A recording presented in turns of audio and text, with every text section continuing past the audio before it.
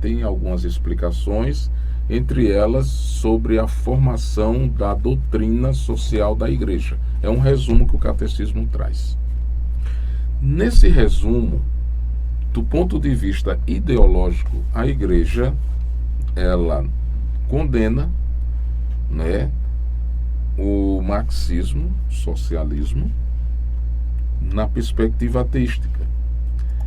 E também o capitalismo sobre o mercado, quando o mercado se torna um Deus superior às pessoas. Ou seja, um detrimento na partilha, na justiça comum. Então, quando o pessoal fala esse tipo de perspectiva comunista, ateísta, então promove coisas que não é da vontade de Deus. Quando você ouve a luz do catolicismo sobre o mercado, que tem que salvar o mercado, e os pobres são abandonados, também o catecismo denuncia o capitalismo, as ideologias. Então, politicamente, qual é o partido da igreja? Nada mais, nada menos do que as políticas públicas. A Igreja Católica, ela não defende candidatos únicos nem partidos únicos. Não tem uma bandeira, né, padre? Não tem uma bandeira. É o grande mal da nossa nação, eu acho que é arrastar as bandeiras, dentro da hierarquia da igreja, mediante aos bispos, padres e diáconos, que abraçam uma bandeira, eles não estão de acordo com a igreja.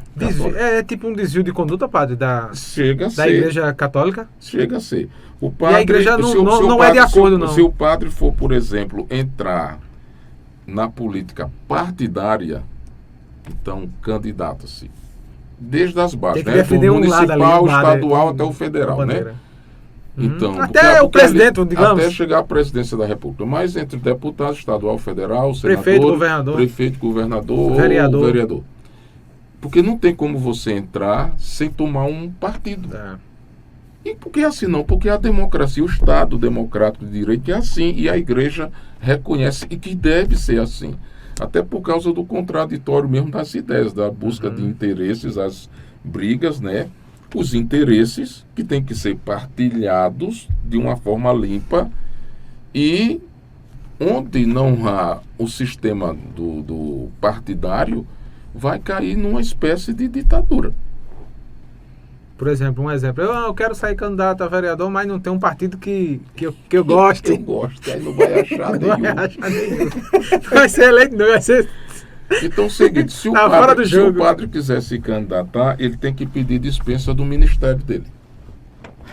E aquele jovem padre, né? É padre. Agora ele fica impedido de celebrar os sacramentos, inclusive de presidir a Santa Missa. Ele pode só ir para a igreja... Sim, fica como fiel. Como fiel. Entendo. Pode até ajudar nos movimentos e pastorais, sim, mas ele tem que pedir afastamento antes.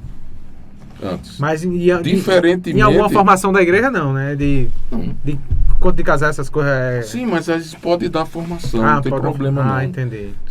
Se vai se restringir nesse lado, nesse aspecto, não é celebrativo, e não pode, por exemplo, estar à frente de uma paróquia, administrando aquela paróquia. O senhor já foi convidado assim, padre? A gente, de vez em quando, vem um político que gosta de fazer esses tipos de convite. Quer subir no espinhaço, né? Sempre aparece um outro. Quer fazer a gente integral, porque... Integral. Já me convidaram também, mas não fui não. Porque, veja, pense direitinho. O sistema político, ele, na visão católica, é aquilo que nós chamamos de coisas que se discute, não é uma questão doutrinária. Os dogmas da igreja nós professamos no credo como verdade que a igreja professa, que a igreja vivencia. Mas a política, então, partindo dos princípios da Grécia Antiga, sobretudo de Aristóteles, a respeito da democracia, isso 300 anos antes de Cristo, então...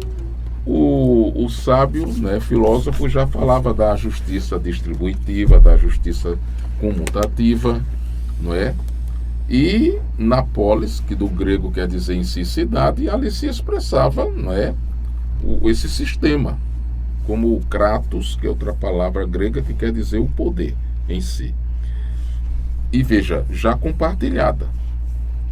Quando chegamos no período do Renascimento, por parte de Maquiavel, isso é sempre nas minhas aulas na faculdade, então, sobre o príncipe, né, de Maquiavel, como o governante deve fazer para se perpetuar no poder.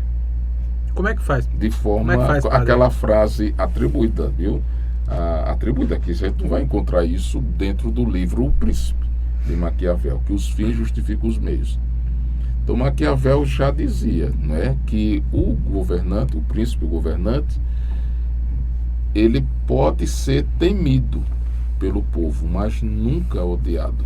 Qualquer governante que for odiado pelo povo, ele cai no outro dia. Ele pode ser de direita, de esquerda, o que ele for.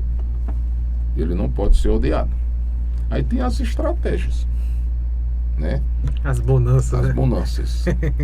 O que é que dizia Sêneca quando o parlamento, ou seja, o Senado, os senadores preocupados? Sêneca, ele é da linha estoica, dessa filosofia daquela época, das grandes escolas de filosofia, o ceticismo, o epicurismo e o estoicismo. Na linha de Sêneca, Epiteto, que era escravo, Marcos Aurélio, essa turma, desde os imperadores até os escravos, etc., que tinha a visão da, assim, né, nessa linha, resiliência, né, melhor dizendo. Então, já se tinha a frase nobre de Sêneca: é só você dar pão para apaziguar o povo, é só dar pão e circo. Os jogos ali no Circo Máximos, nas arenas de Roma, no Coliseu. Então, para distrair o povo, o circo, a briga dos gladiadores. E o pão que jogava essa cesta para o povo. Então, político que não faz festa, não ganha.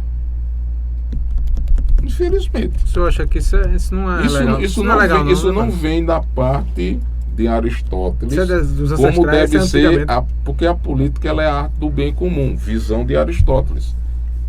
O que é que vai se dizer todo político? Se eleito eu for, então eu vou resolver esse problema no bairro, esse. Do maior escalão ao menor. Na maioria das Só vezes que não faz quando se ganham, 10%. o que entra por meio deles é justamente essa estratégia maquiavélica, que pensam às vezes muito mais no seu bolso e no seu grupo do que no povo.